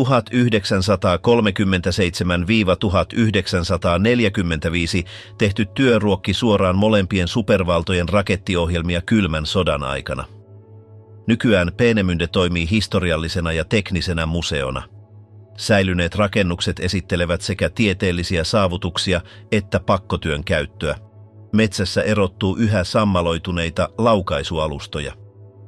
Rannikon edustalla meri kätkee testilaukaisuissa epäonnistuneiden rakettien jäänteitä. Paikkaa ei esitellä ylpeyden symbolina eikä pelkästään rikospaikkana. Se esitetään tilana, jossa tekninen edistys ja inhimillinen tuho kietoutuivat erottamattomasti yhteen, muistuttaen siitä, ettei kehitys ole koskaan neutraalia ja että se riippuu aina sitä ohjaavista päätöksistä. Toisen maailmansodan suurin väärennösoperaatio. Keskellä toista maailmansotaa Saksa käynnisti yhden kunnianhimoisimmista taloussodankäynnin operaatioista, mitä on koskaan suunniteltu. Se ei perustunut pommituksiin, merisaartoihin eikä teolliseen sabotaasiin, vaan johonkin paljon hauraampaan, luottamukseen rahaan. Operaatio Bernhard oli järjestelmällinen yritys tuhota Britannian talous sen valuutan massiivisen väärentämisen avulla. Suunnitelma käynnistettiin vuonna 1942 SS-upseeri Bernhard Krügerin johdolla. Tavoite oli muotoilultaan yksinkertainen ja toteutukseltaan monimutkainen. Tulvia Britannian rahoitusjärjestelmä väärennetyillä punnilla, joita ei voitu erottaa aidoista. Jos väestö ja markkinat menettäisivät luottamuksensa rahan arvoon, talous voisi romahtaa ilman sotilaallista maihinnousua. Suunnitelman toteuttamiseksi SS perusti salaisen painolaitoksen Sachsenhausenin keskitysleirille. Sinne koottiin noin 140 vankia, jotka valittiin ei ideologian vaan taitojensa perusteella. Mukana oli ammattipainajia, kaivertajia, kemistejä, typografeja ja kokeneita väärentäjiä. Nämä miehet erotettiin muista vangeista ja pakotettiin työskentelemään suoranaisen teloitusuhan alla, jos he epäonnistuisivat. Tekninen haaste oli poikkeuksellinen. Brittiläiset setelit käyttivät pellavapaperia, jossa oli monimutkaiset vesileimat, erityiset musteet ja loogisia sarjakuvioita noudattava sarjanumerointi. Jokainen elementti oli jäljiteltävä täydellisesti. Vangit analysoivat aitoja seteleitä mikroskoopeilla, tunnistivat musteiden kemiallisen koostumuksen ja kehittivät menetelmiä vesileimojen jäljittelemiseksi luomalla paperiin tiheysvaihteluita sen valmistuksen aikana. Suurin haaste olivat sarjanumerot. Ei riittänyt, että ne olivat yksilöllisiä. Niiden täytyi noudattaa uskottavia sarjoja, jotka eivät herättäisi epäilyksiä pankeissa tai liikkeissä. Tiedustelun ja tilastollisen analyysin avulla he onnistuivat jäljentämään uskottavia malleja. Vuoteen 1943 mennessä tuotetut setelit läpäisivät kaikki tunnetut tarkastukset. Brittiläiset asiantuntijat myönsivät sodan jälkeen niitä tutkiessaan, että ne olivat käytännössä erottamattomia alkuperäisistä. Saksa tuotti noin 132 miljoonaa väärennettyä puntaa, valtavan summan tuon ajan mittapuulla. Alkuperäistä suunnitelmaa tulvia suoraan Britannian talous ei kuitenkaan koskaan toteutettu täysimääräisesti. Syistä käydään yhä keskustelua. Pelko taloudellisista vastatoimista, logistiset vaikeudet ja laajamittaisen paljastumisen riski rajoittivat niiden käyttöä. Sen sijaan seteleitä käytettiin peitettynä välineenä. Niillä maksettiin agenteille neutraaleissa maissa, rahoitettiin tiedusteluoperaatioita ja hankittiin strategisia materiaaleja kansainvälisillä markkinoilla. Väärennetty valuutta mahdollisti Saksan toiminnan ulkomailla kuluttamatta todellisia valuuttavarantoja ja siitä tuli hiljainen, mutta tehokas väline. Kun tappio kävi väistämättömäksi, SS yritti hävittää jäljet. Laatikoita täynnä seteleitä heitettiin Alppijärviin yhdessä painolaattojen ja asiakirjojen kanssa. Osa vangeista evakuoitiin tarkoituksena surmata heidät, mutta useat selvisivät hengissä ja todistivat sodan jälkeen. Heidän ansiostaan operaatio voitiin rekonstruoida yksityiskohtaisesti. Sodan jälkeen liittoutuneet kohtasivat odottamattoman ongelman. Suuria määriä väärennettyjä seteleitä oli yhä liikkeessä ja niiden varma tunnistaminen oli lähes mahdotonta. Englannin pankki veti huomaamattomasti tiettyjä liikkeelle laskuja pois käytöstä ja hyväksyi, että vahinko oli peruuttamaton. Operaatio Bernhard ei tuhonnut Britannian taloutta, mutta se osoitti, että raha luottamukseen perustuvana järjestelmänä voidaan järjestelmällisesti ottaa hyökkäyksen kohteeksi. Bunkkeri, josta käsin johdettiin sotaa Neuvostoliittoa vastaan. Vuodesta 1941 lähtien Adolf Hitlerin pääasiallinen komentokeskus sijaitsi Wolfschanze-nimisessä linnoitetussa kompleksissa, joka rakennettiin Itä-Preussen metsiin. Kyse ei ollut yhdestä ainoasta bunkkerista, vaan laajasta, hajautettujen sotilaallisten laitosten verkostosta, joka oli suunniteltu majoittamaan valtakunnan poliittinen ja sotilaallinen johto operaatioiden aikana itärintamalla. Kompleksiin kuului yli 80 rakennetta, muun muassa komentobunkkereita, majoitustiloja, sairaaloita, voimalaitoksia, sisäisiä rautatieasemia ja ilmatorjuntapuolustuksia. Hitlerin henkilökohtaista bunkkeria vahvistettiin asteittain ja sen seinät saavuttivat jopa 8 metrin paksuuden teräsbetonista. Suunnitteluun sisältyi useita rakenteellisia kerroksia kestämään raskaiden pommien suoria osumia. Hitler oleskeli Wolfschanze-kompleksissa yli 800 päivää vuosien 1941 ja 1944 välillä. Sieltä käsin hän johti sotaretkiä, vastaanotti rintamaraportteja ja piti strategisia kokouksia. Kompleksi toimi omavaraisesti, sillä sillä oli oma energia-, vesi- ja salattujen yhteyksien järjestelmä Berliiniin ja muihin komentokeskuksiin. 20. heinäkuuta 1944 Wolfschanze oli operaatio Valkyria nimellä tunnetun attentaatin näyttämö. Klaus von Stauffenberg asetti pommin sotilaskokouksen aikana. Räjähdys tuhosi karttaparakkin ja aiheutti useita kuolemia, mutta Hitler selvisi lievin vammoin. Rakenteelliset tekijät ja pommin sijainti vähensivät sen tappavaa vaikutusta. Attentaatin jälkeen turvallisuustoimia kiristettiin ja todellisia sekä epäiltyjä salaliittolaisia vastaan käynnistettiin laajamittainen sorto. Tuhansia ihmisiä pidätettiin ja teloitettiin. Wolfschanze jatkoi toimintaansa päämajana tammikuuhun 1945 saakka, jolloin Neuvostoliiton eteneminen pakotti sen evakuointiin. Ennen vetäytymistä saksalaiset insinöörit räjäyttivät kompleksin.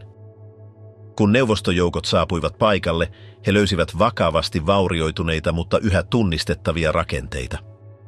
Liittoutuneiden myöhempi analyysi vahvisti puolustusrakenteiden mittakaavan ja niiden rakentamiseen käytetyt resurssit. Kolmannen valtakunnan kunnianhimoisin tykistöase. Vuoden 1943 puolivälissä Saksan ylin johto hyväksyi hankkeen, joka ei muistuttanut mitään muuta kehitteillä ollutta asetta. Se ei ollut lentokone, ei raketti eikä ohjattu ohjus. Se oli kiinteä pitkän kantaman tykistöjärjestelmä, joka oli suunniteltu pommittamaan Lontoota jatkuvasti Manner-Euroopan alueelta. Ase sai useita teknisiä nimityksiä, mutta siitä tuli tunnettu nimellä V3, valtakunnan kolmas strateginen kostoasejärjestelmä. Hankkeen perusta oli poikkeuksellisen kokoinen tykki. Jokaisen putken pituus olisi ollut noin 130 metriä ja se olisi asennettu pysyvästi tunneleihin, jotka kaivettiin kalkkikivikukkulaan Mimojekesen lähelle Pohjois-Ranskassa. Toisin kuin tavanomaisessa tykissä, V3:ssa oli useita sivuttaisia palokammioita, jotka oli sijoitettu pitkin putkea. Näissä kammioissa oli toissijaisia räjähdyslatauksia, joiden tuli räjähtää peräkkäin ammuksen edetessä putkessa, kasvattaen sen nopeutta asteittain. Ammuksen kaliiberi oli 150 mm ja paino noin 140 kilogrammaa. Saksalaisten laskelmien mukaan järjestelmä mahdollistaisi yli 1500 metrin sekuntinopeuden ja teoreettisen kantaman jopa 165 kilometriä. Tämä teki mahdolliseksi ampua suoraan Lontoota kohti Pohjois-Ranskasta ilman ilmakuljetusta tai myöhempää ohjausta. Ammus seuraisi tavanomaista ballistista rataa poistuttuaan putkesta. Koko suunnitelma sisälsi 50 tykin asentamisen Mimojekeshiin, järjestettyinä useisiin maanalaisiin pattereihin. Jos järjestelmä olisi toiminut suunnitellusti, kukin tykki olisi voinut ampua kymmeniä ammuksia tunnissa, mahdollistaen jatkuvan pommituksen pitkien ajanjaksojen ajan. Toisin kuin V1 tai V2, V3 ei vaatinut monimutkaista polttoainetta eikä liikkuvia laukaisujärjestelmiä. Se perustui yksinomaan sähköenergiaan, tavanomaisiin räjähteisiin ja suhteellisen yksinkertaiseen kiinteään ammukseen. Konsepti perustui saksalaisen insinöörin August Coendersin aiempiin töihin, sillä hän oli kokeillut monikammioisia tykkejä jo 1920-luvulta lähtien. Teoriassa fysikaalinen periaate oli pätevä. Jakamalla ammuksen kiihtyvyys pitkin putkea vältettiin äärimmäiset paineet, jotka syntyvät yhdessä alkuperäisessä räjähdyksessä. Käytännössä järjestelmä vaati äärimmäisen tarkkaa synkronointia. Jokaisen sivulatauksen tuli räjähtää täsmälleen oikealla hetkellä. Pienetkin poikkeamat aiheuttivat energiahäviöitä, ammuksen muodonmuutoksia tai rakenteellisia vaurioita tykissä. Rakennustyöt alkoivat vuonna 1943 Organisation Tottin valvonnassa ja niissä käytettiin tuhansia pakkotyöläisiä. Kaivettiin kaltevia tunneleita, vahvistettiin ne suurilla määrillä teräsbetonia ja asennettiin sähköjärjestelmät, ilmanvaihto sekä sisäiset kulkureitit ammuksille ja henkilöstölle. Kompleksi oli haudattu 10 metrien syvyyteen kallion alle ja suunniteltu kestämään tavanomaisia ilmapommituksia. Liittoutuneet tunnistivat Mimojekesen ensisijaiseksi kohteeksi Crossbow-kampanjassa, jonka tarkoituksena oli neutraloida pitkän kantaman aseet. Heinäkuussa 1944 brittiläiset Lancaster-pommittajat hyökkäsivät alueelle käyttäen Tallboy-pommeja, suurimassaisia ammuksia, jotka oli suunniteltu tunkeutumaan syvälle maahan ennen räjähtämistä. Useat räjähdykset aiheuttivat sisäisiä sortumia, tuhosivat rakenteilla olevia tunneleita ja aiheuttivat lukuisia kuolonuhreja työntekijöiden keskuudessa. Vaikka laitosta ei tuhottu kokonaan yhdellä iskulla, rakenteelliset vauriot estivät rakennustöiden jatkamisen. Saksalaisten korjausyritykset epäonnistuivat lisäpommitusten ja liittoutuneiden etenemisen vuoksi Normandian maihin nousun jälkeen. Kun kanadalaisjoukot saavuttivat alueen vuoden 1944 lopulla, kompleksi oli hylätty ja osittain tuhoutunut. V3:a käytettiin ampumiseen vain rajoitetusti. Vuoden 1944 lopulla lyhennettyjä versioita, noin 50 metrin pituisia, asennettiin Lampadenin lähelle Saksan alueelle. Sieltä ammuttiin noin 180 ammusta Luxemburgin kaupunkia kohti. Tulokset olivat teknisesti heikkoja. Tarkkuus oli erittäin alhainen, osumat hajanaisia ja monet ammukset epäonnistuivat lennossa vakautusongelmien vuoksi.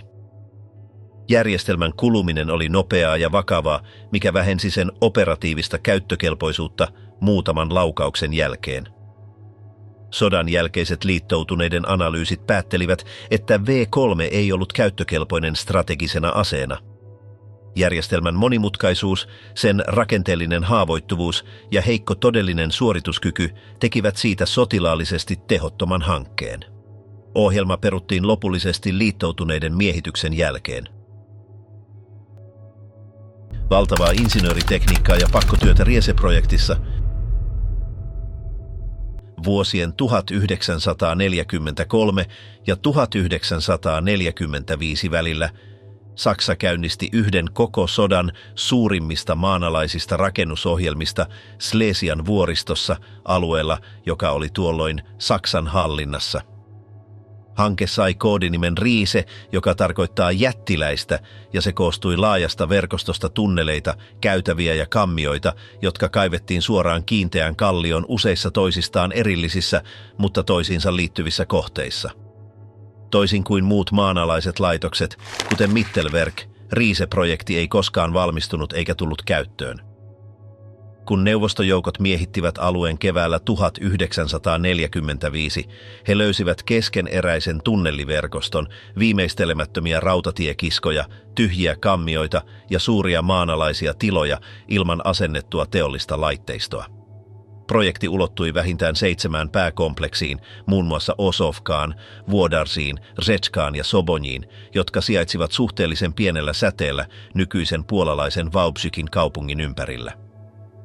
Jokainen kompleksi sisälsi suuripoikkileikkauksisia päätunneleita, sivukäytäviä ja pystysuoria kuiluja, joista osa oli vuorattu huomattavan paksulla teräsbetonilla.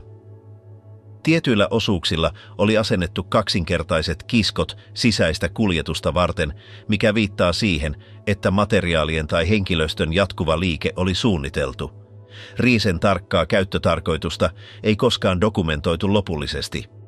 Saksalainen dokumentaatio tuhottiin tai evakuoitiin vetäytymisen yhteydessä, eivätkä neuvostoliittolaisten haltuun saamien arkistojen tiedot antaneet lopullista vastausta. Pääasialliset hypoteesit viittaavat 3 mahdolliseen käyttötarkoitukseen: laajamittainen maanalainen päämaja, pommituksilta suojatut teollisuuslaitokset tai näiden 2 yhdistelmä. Fyysinen todistusaineisto viittaa siihen, että hankkeen tavoite muuttui useita kertoja rakentamisen aikana, heijastaen Saksan sotilaallisen tilanteen kehitystä. Rakentaminen toteutettiin lähes yksinomaan pakkotyövoimalla. Kymmeniä tuhansia vankeja, pääasiassa Gross-Rosenin keskitysleiriltä, käytettiin kaivuutöihin, kallion kuljetukseen, rakenteelliseen vahvistamiseen ja betonin valamiseen. Olosuhteet olivat äärimmäiset. Huono ilmanvaihto, jatkuva pöly, kosteus, alhaiset lämpötilat ja pitkät työpäivät aiheuttivat korkean kuolleisuuden. Varovaiset arviot sijoittavat kuolleiden määrän 5 000 ja 13 000 työntekijän välille, vaikka tarkkaa lukua ei voida määrittää varmasti. Teknisestä näkökulmasta Riise osoittaa huomattavaa insinööritaitoa. Jotkin tunnelit saavuttavat useiden metrien korkeuden ja riittävän leveyden ajoneuvoille. Pääkammioissa on holvikatot, jotka on suunniteltu jakamaan yläpuolisen kallion kuormitus. Useilla alueilla havaitaan kuivatusjärjestelmiä ja pohjaveden kanavia, mikä viittaa pitkäaikaiseen suunnitteluun. Sodan päättyessä vain murto-osa hankkeesta oli kaivettu, eikä käytännössä mikään osa ollut varustettu koneistolla, täydellisellä kaapeloinnilla tai operatiivisella infrastruktuurilla. Teollisesta tuotannosta tai käytöstä aktiivisena komentokeskuksena ei ole näyttöä. Projekti hylättiin ennen kuin se ehti täyttää minkään konkreettisen sotilaallisen tehtävän. Sodan jälkeen neuvostoviranomaiset tarkastivat tunnelit etsien teknologiaa, arkistoja tai arvokkaita materiaaleja. Mitään merkittävää ei saatu talteen. Vuosikymmenten ajan osa kompleksista pysyi suljettuna. tai sotilashallinnassa. Viime vuosina useita osia on avattu yleisölle historiallisina kohteina. Nykyiset tutkimukset ovat yhtä mieltä siitä, että Riise edusti massiivista inhimillisten ja materiaalisten resurssien investointia ilman operatiivista tuottoa. Projekti ei vaikuttanut sodan kulkuun eikä koskaan saavuttanut toiminnallista valmiutta. Edistynyt teknologia ja teollinen tuhoaminen Dora Mittelbaussa. 11. huhtikuuta 1945 Yhdysvaltain 154. jalkaväkidivisioona vapautti Dora Mittelbaun keskitysleirin Nordhausenin lähellä Keski-Saksassa. Se, mitä he löysivät, ei muistuttanut mitään aiemmin nähtyä leiriä. Kyse ei ollut pelkästään piikkilangalla ympäröidyistä parakeista, vaan sisäänkäynnistä poikkeuksellisen laajaan maanalaiseen teollisuuskompleksiin. 2 lähes 2 kilometrin pituista rinnakkaistunnelia ulottui Kornsteinin vuoreen yhdistettyinä 46 poikittaiskäytävällä. 20 metrin paksuisen kiinteän kallion alla sijaitsi Mittelwerk-tehdas, jossa V2-raketit oli tuotettu. Ensimmäinen sisälle edennyt yhdysvaltalaissotilas kuvasi näkymää vaikeasti käsitettäväksi. Tunneliin oli asennettu rautatiekiskoja, katosta roikkui suuria siltanostureita ja kokoonpanolinjat katosivat pimeyteen. Tuhansia rakettien osia lojui hylättyjen koneiden keskellä, mutta voimakkain vaikutus ei ollut teknologia vaan haju. Makeahko, läpitunkeva löyhkä tuli sadoista sisäänkäyntien läheisyyteen kasatuista ruumiista, vangeista, jotka olivat kuolleet evakuoinnin viimeisinä päivinä. Syvemmällä löytyivät eloon jääneet, luurangon laihat hahmot raidallisissa univormuissa, monet kykenemättömiä kävelemään, kuukausia maan alla työskennelleinä. Mittelwerkia ei alun perin suunniteltu maanalaiseksi tehtaaksi. Vuoteen 1943 asti V2 tuotanto keskittyi Peenemündeen maanpäällisissä laitoksissa. 17. elokuuta samana vuonna Royal Air Force toteutti operaatio Hydran, massiivisen pommituksen, joka tuhosi laboratorioita, työpajoja ja asuntoja sekä surmasi 735 ihmistä. Tuotanto kärsi vakavasti. Kävi selväksi, ettei ohjelma selviäisi uusista vastaavista iskuista. Hitler määräsi kaikki kriittiset laitokset hajautettaviksi ja siirrettäviksi maan alle. Kornsteinin vuori valittiin strategisista syistä. 1930-luvulla sinne oli jo louhittu tunneleita polttoainevarastoiksi. Kallio oli riittävän kestävää suoria pommituksia vastaan ja sijainti oli liittoutuneiden hävittäjäsuojauksen tehokkaan toimintasäteen ulkopuolella. Täydellisen tehtaan rakentaminen maan alle muutamassa kuukaudessa vaati kuitenkin työvoiman, joka ei voinut kieltäytyä eikä pysähtyä. Se työvoima tuli keskitysleireiltä. Elokuun 1943 ja maaliskuun 1944 välillä yli 10 000 vankia siirrettiin Dora Mittelbauhun, useimmat Buchenwaldista. Heidän ensimmäinen tehtävänsä oli louhia uusia käytäviä ja mukauttaa olemassa olevia tunneleita.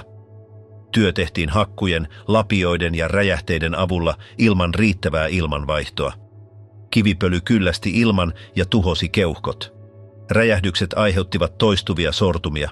Ensimmäisinä kuukausina vangit nukkuivat itse tunneleissa useaan tasoon pinotuissa puisissa laverisängyissä ilman lämmitystä ja luonnonvaloa. Elinolot oli suunniteltu äärimmäiseen kuluttamiseen. Käymälöitä oli liian vähän. Vesi oli niukkaa. Ruoka-annokset laskettiin tietoisesti alle hengissä pysymisen minimitason. Työpäivät ulottuivat 18 tuntiin. Pahoinpitelyt olivat arkipäivää. Kaikki uupumus tulkittiin sabotaasiksi. Kuolemasta tuli järjestelmän rakenteellinen osa, ei sattumanvarainen seuraus. Leirin rekisterit, joita analysoitiin sodan jälkeisissä oikeudenkäynneissä, osoittavat, että vuosien 1943 ja 1945 välillä Dora Mittelbaun kautta kulki noin 60 000 vankia. Ainakin 20 000 kuoli. Pääasialliset kuolinsyyt olivat aliravitsemus, äärimmäinen uupumus, kivipölyn aiheuttamat hengitystiesairaudet sekä teloitukset todellisesta tai kuvitellusta sabotaasista. Tilastollisesti Dora Mittelbaussa kuoleminen oli todennäköisempää kuin vapautukseen selviytyminen. Samaan aikaan maan alla V2 tuotanto eteni teollisen logiikan mukaisesti. Jokainen raketti kulki 42 työaseman läpi. Yhdessä käytävässä koottiin etanoli- ja nestemäisen hapen polttoainesäiliöt. Toisessa asennettiin moottori- ja palokammio. Seuraavaksi asennettiin ohjausjärjestelmät tarkkuusgyroskooppeineen. Lopuksi liitettiin lähes tonnin Amatol-räjähteellä varustettu taistelukärki. Koko prosessia valvoivat saksalaiset siviili-insinöörit ja SS. Ristiriita oli äärimmäinen. V2 oli poikkeuksellisen tarkkuuden kone. Sen moottorin oli kestettävä lähes 2700 celsiusasteen lämpötiloja. Ruiskutusjärjestelmät toimivat 100 osamillimetrien toleransseilla. Gyroskooppien tuli olla täydellisesti tasapainotettuja. Silti suuren osan kokoonpanosta suorittivat aliravitut miehet, jotka olivat olleet viikkoja ilman riittävää proteiininsaantia ja työskentelivät jatkuvan uhkan alla. Tämä johti ongelmaan, jota järjestelmä ei koskaan kyennyt poistamaan. Passiiviseen sabotaasiin. Näkyvää tuhoa ei tarvittu. Riitti, että ruuvi kiristettiin hieman liian löysälle, toissijainen hitsaus jätettiin tekemättä tai liitos jäi hieman irralleen. Sodan jälkeiset liittoutuneiden analyysit viittaavat siihen, että jopa 30% laukaistuista V2-raketeista epäonnistui teknisten ongelmien vuoksi. Osa johtui aseen monimutkaisuudesta. Osa oli tahallista sabotaasia, jota ei voitu kitkeä ilman koko työvoiman poistamista. Vapautuksen jälkeen liittoutuneet dokumentoivat terrorijärjestelmän. He löysivät rangaistustiloja, joissa vankeja roikotettiin kattopalkeista kädet selän taakse sidottuina, kidutusmenetelmä, joka johti olkapäiden sijoiltaan menoon ja asteittaiseen tukehtumiseen. He löysivät improvisoituja krematorioita ruumiiden polttamiseen epidemioiden estämiseksi. Eloon jääneiden lääkäriraportit kuvasivat äärimmäisiä keripukin, pitkälle edenneen tuberkuloosin, nälkiintymisestä johtuvan turvotuksen ja kuolion tapauksia. Vapautus osui kuitenkin yhteen toisen prioriteetin kanssa. Yhdysvaltalaiset tekniset ryhmät saapuivat selkeillä käskyillä. Inventoida, purkaa ja kuljettaa kaikki teknologisesti arvokas. Samalla kun eloon jääneitä hoidettiin kenttäsairaaloissa, komponentit, työkalut ja asiakirjat luetteloitiin. Kaikki kuljetettavissa oleva lähetettiin Yhdysvaltoihin ennen kuin alue siirtyi Neuvostoliiton hallintaan heinäkuussa 1945. Tämä synnytti syvän moraalisen jännitteen. Samat raketit, jotka olivat surmanneet siviilejä ja jotka oli rakennettu orjatyöllä, muodostivat perustan Yhdysvaltain avaruusohjelmalle. Wernher von Braun, V2-ohjelman tekninen johtaja, joka vieraili säännöllisesti Mittelwerkissä ja tiesi olosuhteista, vietiin Yhdysvaltoihin, sai kansalaisuuden ja johti sen raketin kehitystä, joka vei ihmisiä kuuhun. Vuosikymmenten ajan tätä ristiriitaa vähäteltiin. Von Braun esitettiin visionäärinä, ei teollisen orjuusjärjestelmän osana. Vasta arkistojen avaaminen ja eloon jääneiden todistukset 1900-luvun loppupuolella toivat esiin täydellisemmän kuvan. Vuonna 1984 Arthur Rudolph, toinen Mittelwerkin keskeinen insinööri, poistui Yhdysvalloista hänen rooliaan Dorassa koskevien tutkimusten alettua.